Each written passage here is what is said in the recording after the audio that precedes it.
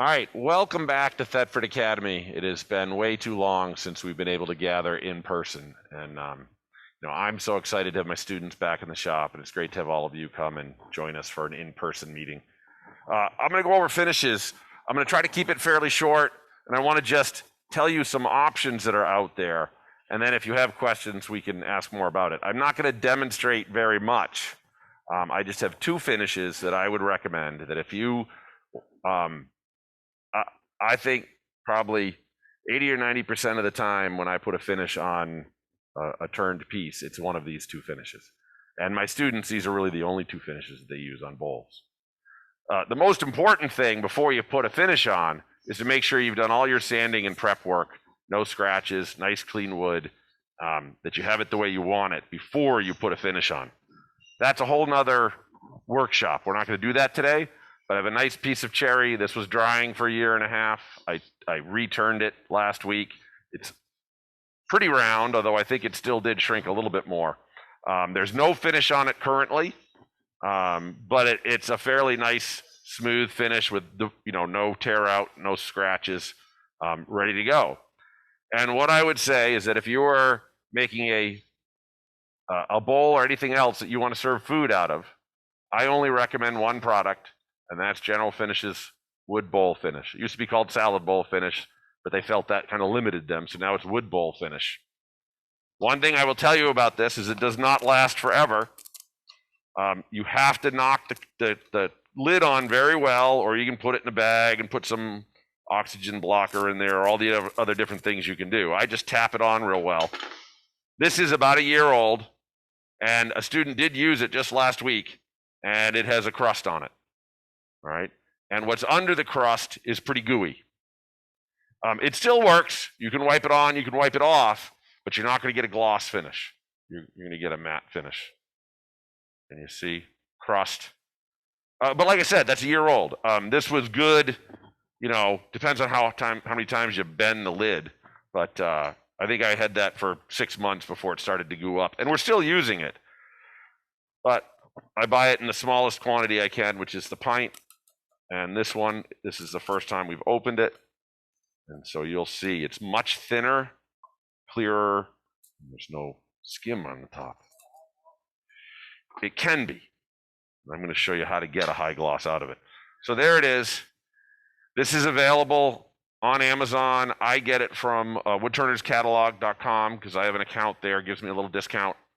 But it's very, very thin. A little bit of an amber color, but not much. All right.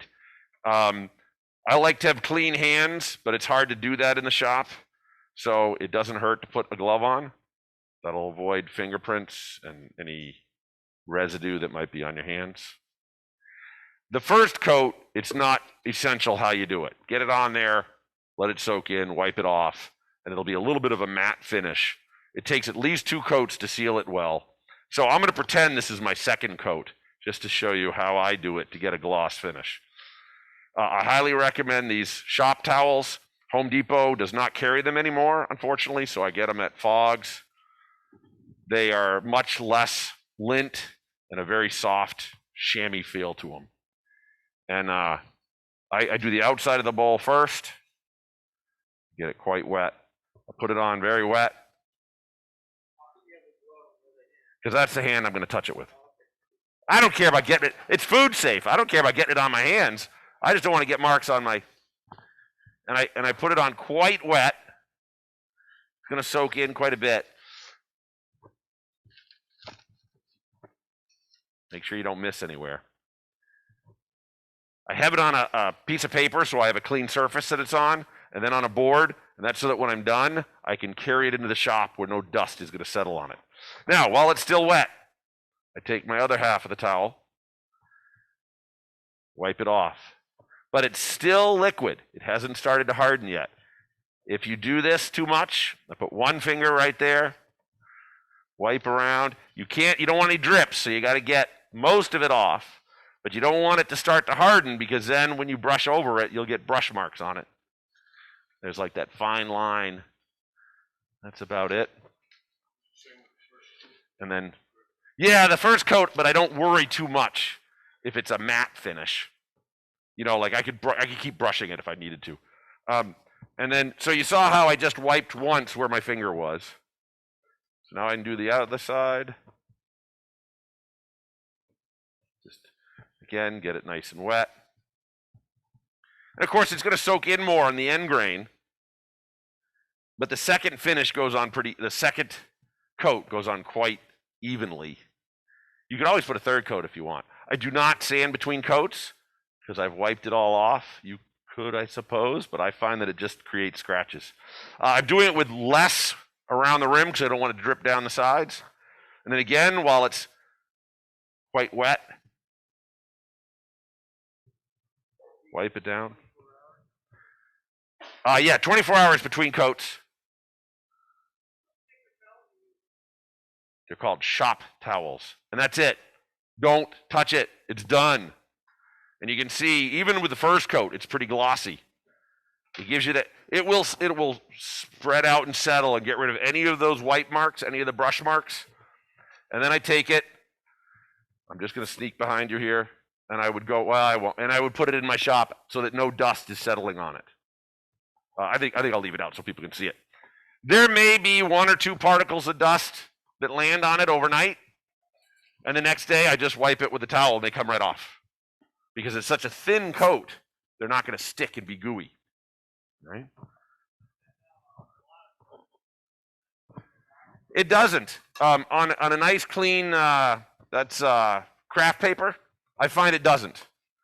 Now here's the most important thing you do, is tap that cover on gently all the way around to get a good seal. Otherwise, it'll only last you a few weeks.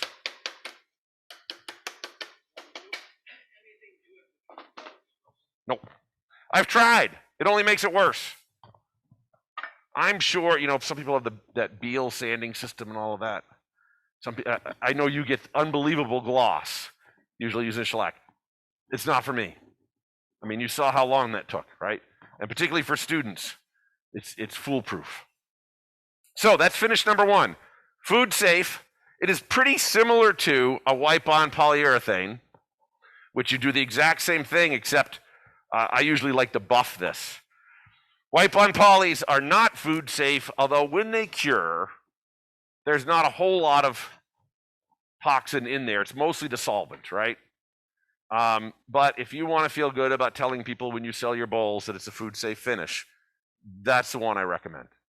It will give you a similar high gloss look as a wipe-on poly without having to do any buffing, to be honest with you, because you can leave it pretty liquidy.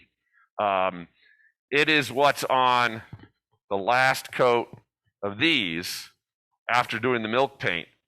And you can see you got a pretty good shine on there. And I think that's only 1 coat.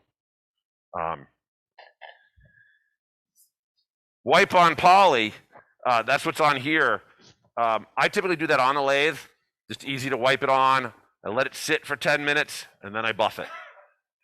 And the buffing will bring out a shine. You can get gloss or satin. I actually prefer the satin, but that's what's on here. It will yellow with age a fair amount. This happens to be yellow birch, so it's a little bit yellow to begin with. But if you put this on a nice curly maple that's a very white wood, almost bleached looking, it will yellow within a few weeks in the sunshine. This, you want your cherry to age anyway if you're doing a cherry bowl. That will age overnight if there's any sunlight, well, during the day. I put a sticky note on one for someone who wanted one. It was for a wedding. And I put her name and put a sticky note, and I took it to the office, and they set it down next to a window. She picked it up the next day, and it had a lighter square where the sticky note was. She was not happy about that. I said, just put it in the sunshine. It will fade away, but you'll still see it for quite a while because it's always aging at a different rate. But the cherry will patina over time to that nice, rich cherry color. But this will, the wipe-on poly, and I like the Minwax much better than some of the others. It's very thin. It's very easy to wipe on. Wipe it all off for the first coat. And the second coat, put it on pretty thick. Let it sit for a bit. Not until it's gooey. Just let it sit for a little bit and then buff it on the lathe. Particularly if you have something round, it's easy to buff on the lathe. If you have something that's gone oval like this one, you have to go slowly so you're not jumping the ski slope, you know, as you go past the high points. Those are sort of a plastic shiny finish. If you want more of an oily finish, you know, a more matte finish, the one other product that I highly recommend is any kind of walnut oil that has emulsifiers in it to help it harden. So here's another cherry bowl. I did carve the rim with, you know, these great bits that we got from Al Sturt a while back and a little Dremel tool. That's a whole nother workshop we could do if someone wanted to. And then I painted it with black milk paint on the outside. I was going to just do the rim and sand it, and then I thought, I want that whole outside to look aged and then keep the inside nice and fresh. All right. And because I wanted it to look aged, I thought the oil would look good. So this is Mahoney's heat-treated, filtered walnut oil. All right. And believe it or not, it's even easier to use because you really can't go wrong. I'll put it on here. You want to soak it. All right, just soak it. And it's going to bring out some of the black on the outside because there's still some of that black paint in the end grain. Some people will actually put it in a giant bin of this, you know, lay it in, let's just underwater, so to speak, overnight. I have not taken my tenon off this one yet because I just did this. I actually just sanded it this morning. But I just want you to see the look of it when we're done. And I will try to work it down in, I won't do too much right now, but you can work it right down into all the nooks and crannies.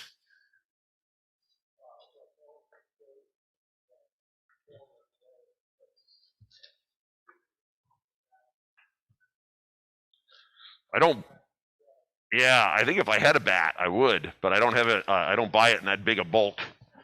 But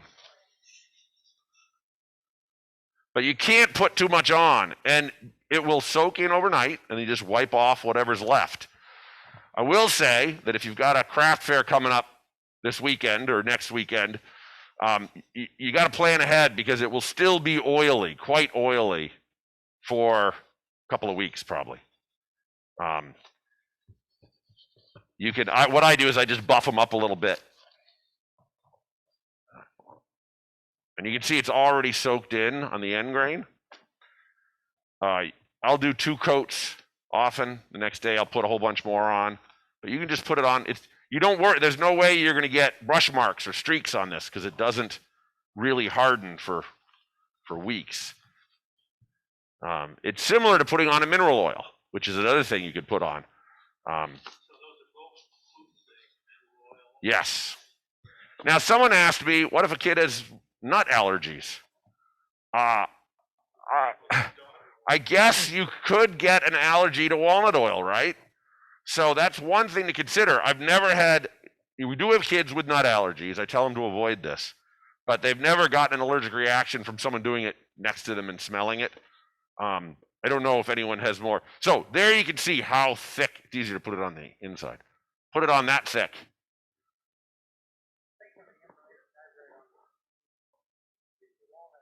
It gets rid of, that's what I've heard, but I still, particularly in a school setting, if a kid has allergies, the last thing I want is a problem. All right, and then just leave that, probably put it this way, leave that to soak in, and you can just use that cloth again tomorrow and rub it some more. All right, so we'll move that over here.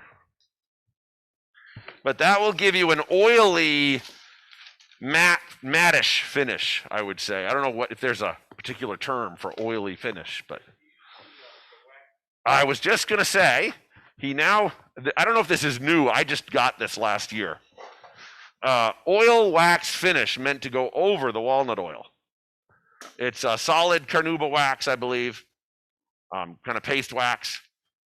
Rub on liberally with soft cloth and wood grain. Let sit for 1 hour. Buff off with a soft cloth or buffing wheel. Works best when applied over Mahoney's utility finish. I haven't used it yet. Yep.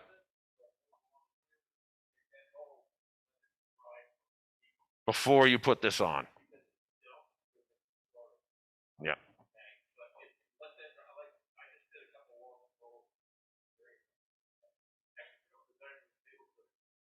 Yeah. Yeah. Yeah. Yeah. Now, one thing I've noticed. Yeah.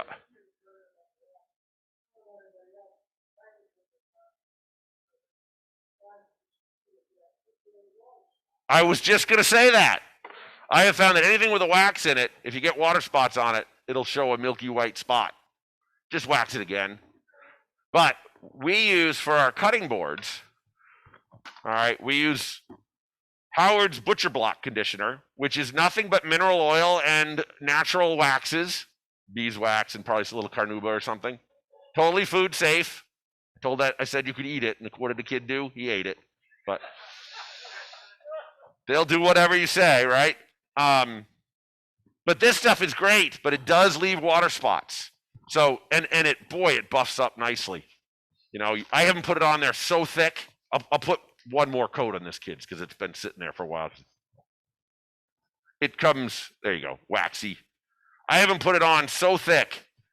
They can't believe that that's right. You know, like this. All right, for the first coat. And leave it overnight up on a couple sticks so it can breathe. And then the next day, it'll mostly be sunk in. And then we just buff off whatever's left with again, one of these towels.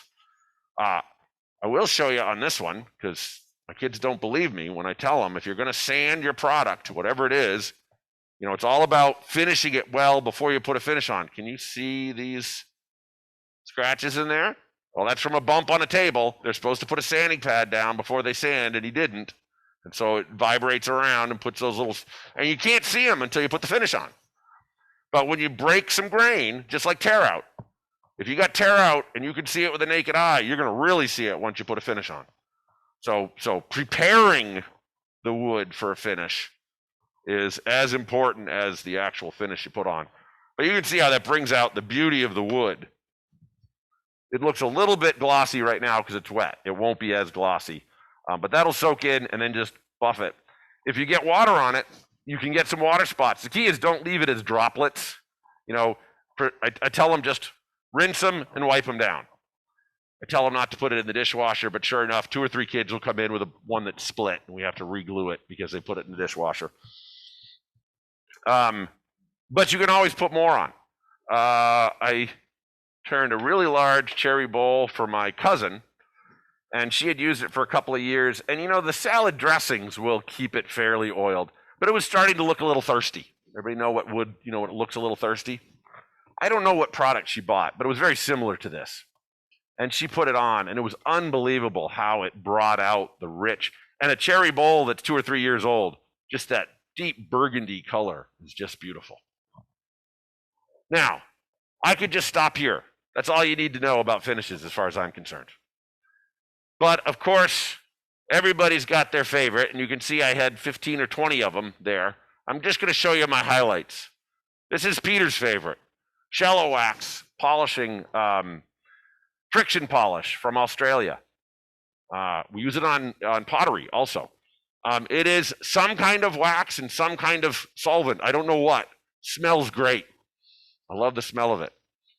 It's oily paste. I'm gonna take my glove off. It's so oily now.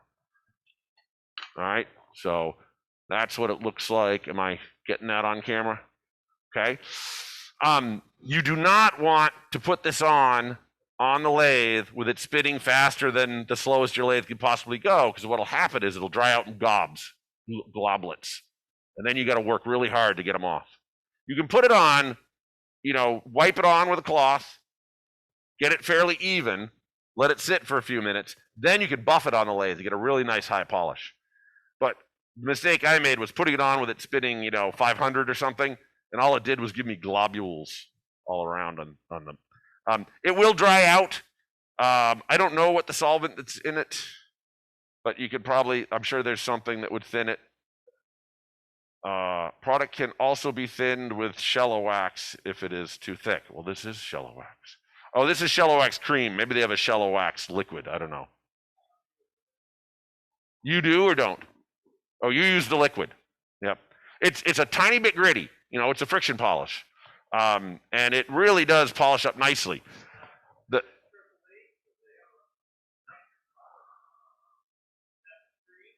This is the cream.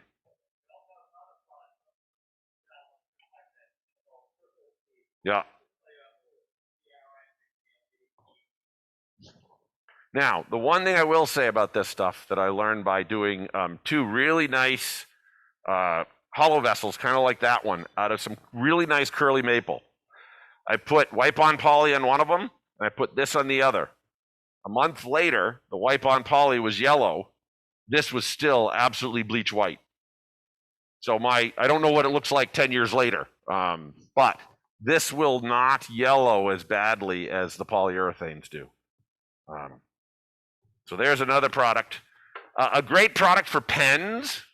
I know a lot of people do super glue finishes. I'm not a big fan of super glue finish, but Maynard's friction polish, liquid wax, and hard Canuba wax is a 3-part system. And to make it foolproof to my kids, they always say, which one first, Mr. Schmidt? I said, the one with a 1 on it. And then there's a 2.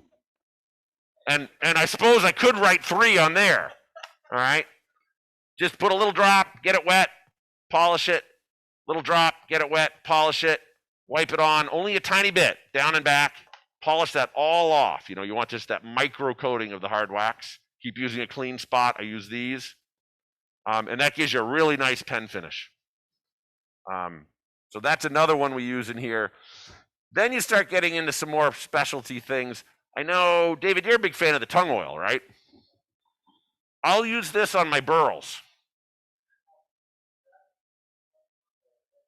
Well, it says tongue oil right on there, but I know it's not. I know it's a little bit different than pure tongue oil. It has some other things in there. Yeah. So the key to tongue oil is put it on, read the instructions. That's the key to anything, right? You wait 15 minutes, no more, no less. And then you buff it really well with whatever buffing system. You can do it on the wheel. You can do it with elbow grease. You can do it with a buffing wheel. If you wait too long, it's going to be all gooey and hard and nasty. If you do it too soon, you're not really going to create that polishy look. 1 coat matte, 2 coats satin, 3 coats gloss. And if you buff it a lot, it's high gloss. It's a little amber color, and so it will create a very ambery finish. But on a cherry burl, that stuff is just gorgeous. I don't think it's food safe. Having said that, everyone will tell you by the time it's completely cured, it's basically food safe. I would have no problem eating dry goods out of a bowl that was done with this. I wouldn't eat soup out of it, but so tongue oil. Now, David, tell us what you want to say about tongue oil.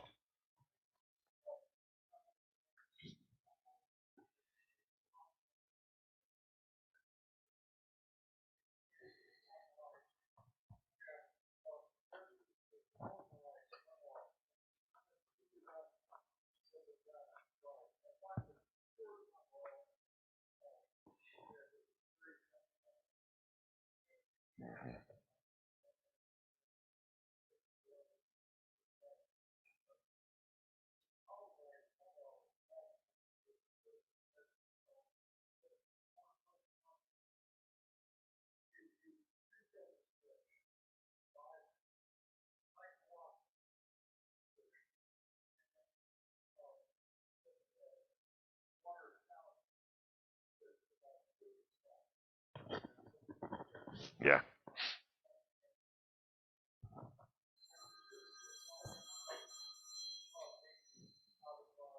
Orange and lemon and stuff. Yeah.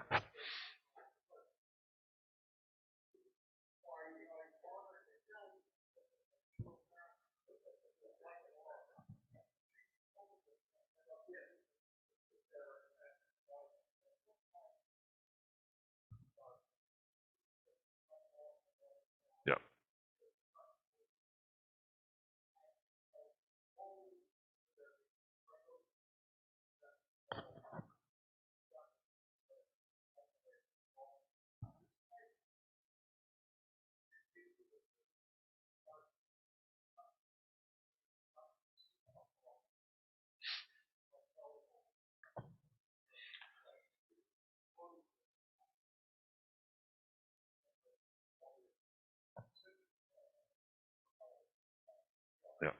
I stand corrected now that I read the directions. It says let stand for approximately 5 to 10 minutes, then buff. And the other important thing is let it cure for 24 hours between coats. One nice thing about this stuff is by the time you buff it, it's dry. And the kid can go put his pen together right away. Now, the last thing is I just want to show you a couple possibilities, not that we're going to do it today. This is curly maple with a alcohol-based dye, artisan dye. It's actually probably 3 different colors, purple, blue, and green, I think, to get kind of an aquamarine. This is about, I don't know if anyone remembers when I first showed this. Did I date it? Nope. I'm guessing this is 7 years old. And if you see the bottom, it's a little brighter than the sides. It does fade a little bit over time. Less than I thought it would, though. So, you know, that's a possibility. You cut it with denatured alcohol, and I just put it in little squirt bottles because you do not want to spill this stuff all over yourself. It is like the brightest dye that doesn't ever go away. So a little squirt bottle, you put a tiny bit on a cloth and you wipe it on, then you sand it back and you do it again. That's a whole nother workshop we could do if people were interested. I've recently, right before COVID, did a workshop on Al Sturt's method of using black milk paint and then a color, so I like blue milk paint, over cherry, and then buffing it back. Can you hand me the buffer? No, right there, that little buffer. Yeah. So the black milk paint, you just paint it on like that.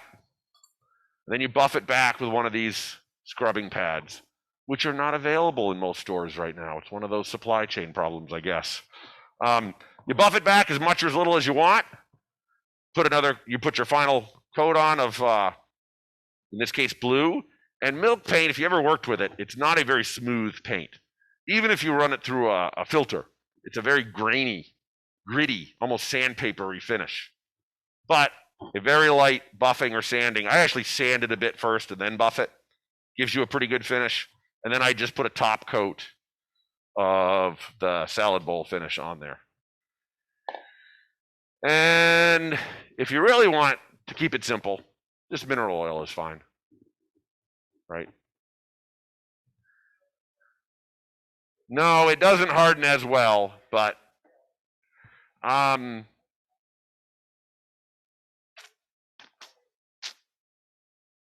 there are a few other, I think someone gave me some specialty things. Chestnut products, food safe finish. This is really just mineral oil with some hardeners in it. I used it once. It was okay. Nothing I'd write home about. But I would say if you want a food safe, and 2 or 3 coats of that really seals the wood. The general finish is wood bowl finish. If you want an oil finish, I recommend Mahoney's walnut oil. And other than that, I think the Shello Wax cream, if you want something not to yellow over time. And if you want something to have a nice rich amber that you can build up a high gloss on, the tung oil. I used linseed oil and turpentine as a kid all the time. That was our finish for everything. Turpentine, I guess, is bad for you now, so you can't even get it. You got to get the turpentine substitute. A lot of products have boiled linseed oil as their base to them. I don't use it much anymore. One thing is it will mildew. And so, for instance, working with timbers, if your timbers are wet and they don't dry quickly, with that on there, you'll get a really bad mildew over them. So I have not used that for quite a while. I know. And it's still the base. I'm sure that's the basic product in a lot of things is linseed oil. The one last thing I'll hold up, only because I have it. I haven't even opened it yet, but Peter Block, I believe, does the lampshades, and he buys 50-gallon drums of whatever this is. And then he sells it in Snapple jars. He just gave me a jar. I haven't tried it yet. Just from looking at it, my guess is it's just some formulation of various things that are going to be very similar to any of the commercial products you buy. So, you got these woodturners who have to have their own, formulation. But I think if you want to keep it simple, if you want a glossy finish, You know, the salad bowl finish, 2 or 3 coats. If you want a matte finish, put it on, let it start to dry a tiny bit, and then just wipe it once. It's a little hard to get it even. You don't want any wipings, but you wipe it and you end up with a matte finish. It's hard to get a satin finish because either you wipe it or you don't. Anyone else want to add their favorite finish? I didn't mention shellac spray. I do know some people like, particularly as a final top coat to the dyed wood, they spray on shellac and then they use like the Beal system or something to get it super shiny. You're basically, you know, like you're doing automotive work. I just make too much of a mess.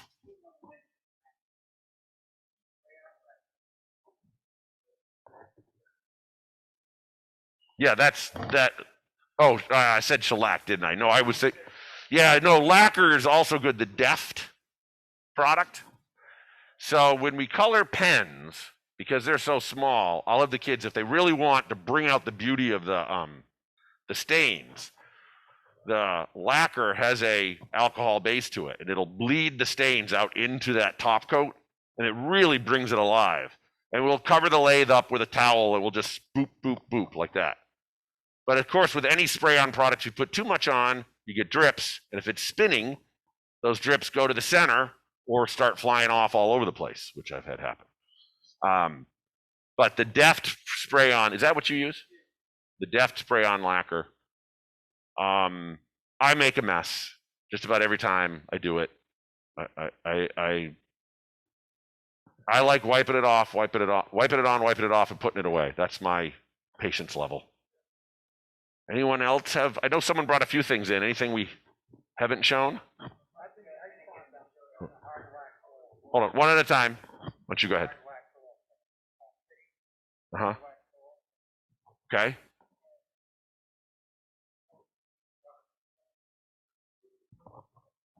Does it look kind of like that? No? It's a fluid, so it looks more like this. Yeah, somewhere in between. Yeah.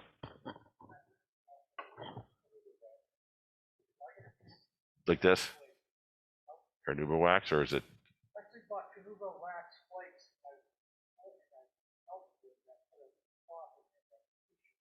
Oh, so it's impregnated.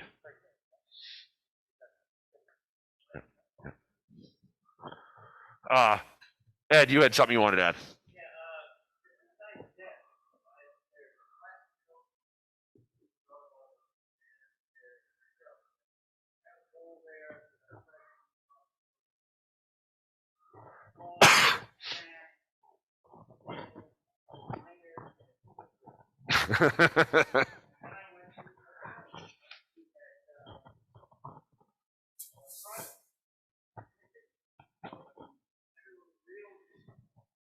We just the other day, and I felt it was a great learning experience for the kid because you got to put on very thin coats, not even that covers the wood. Spray it on, start here, end there, and then rotate it, and you're slightly overlapping from at least 12 inches away. And after the first coat, you should still see mostly wood, and then let that dry. And it dries fast. What, 5 minutes? You can put another coat on every 5 minutes, but you got to build it up slowly. You'll get a drip. And anything that we don't have the lathe going when we do it. I do it. I just spray it, turns. I didn't even put it on the lathe. I had it back there. But this will go down to 150, I think. Even that's fast enough to have stuff, you know, centripetal force to have it either go to a high point or to spray off. So anything you spray, you have to spray on very thin coats from far away and be patient to not put on too much.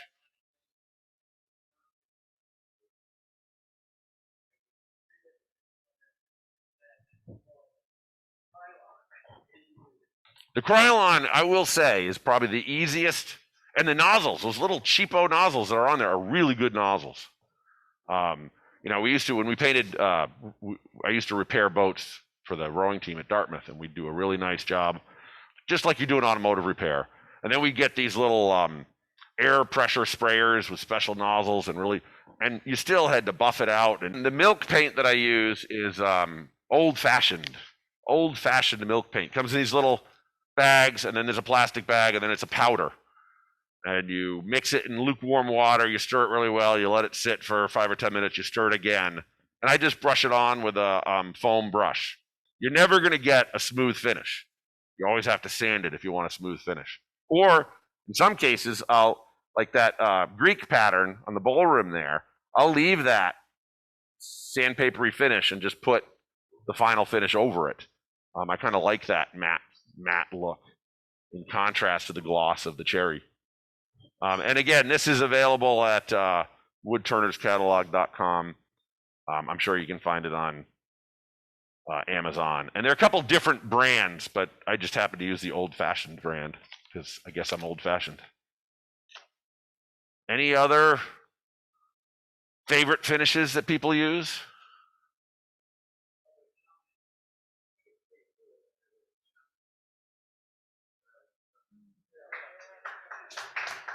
Well, thank you. And so because I'm the shop teacher and I'm dealing with students whose brains are not fully developed, and you know, the worst injury we've had in here was, do you know the instant activator for super glue? Well, it was sitting on the table with the nozzle was a little crooked, just had been worn a little, it was crooked. Kid said, that's crooked. I wonder if I could straighten it. And sprayed himself right in the eye. And it's liquid propane and acetone is what's in there. He was in pain. So we go to the science room where they had the eye wash stations. They wouldn't let him use us because there were no drains. They're like, no, you can't use those. There's no drain. You can't run water there. Ridiculous. So we get him to the nurse where she washes it out with some saline or something. Unfortunately, his mother was an eye doctor at Hitchcock. So now we take him to the emergency room because I guess if you change the pH in the eye too much, it can really cause some damage. So he went down and had it tested. He was fine. But that was pretty bad. So that's the kind of thing I'm dealing with. So that's why I like, this stuff. You could probably put this in your eye and it wouldn't hurt you. I like stuff that you can spill it. It won't be a problem. The kid who drilled a hole in the bottom of a glue bottle and left it on a back table over the weekend. Came in on Monday, huge puddle of glue had hardened to the table. Just to give you a few things. So a lot of they mean well, and a lot of them are doing some really good work. My first show and tell piece today is going to be a bowl. It's the first bowl that's been turned since COVID. It's probably the first bowl that's been turned in here by a student in about 2 years. And it really came out well, and I'm pretty proud of them. Yeah, so with that in mind, let's transition.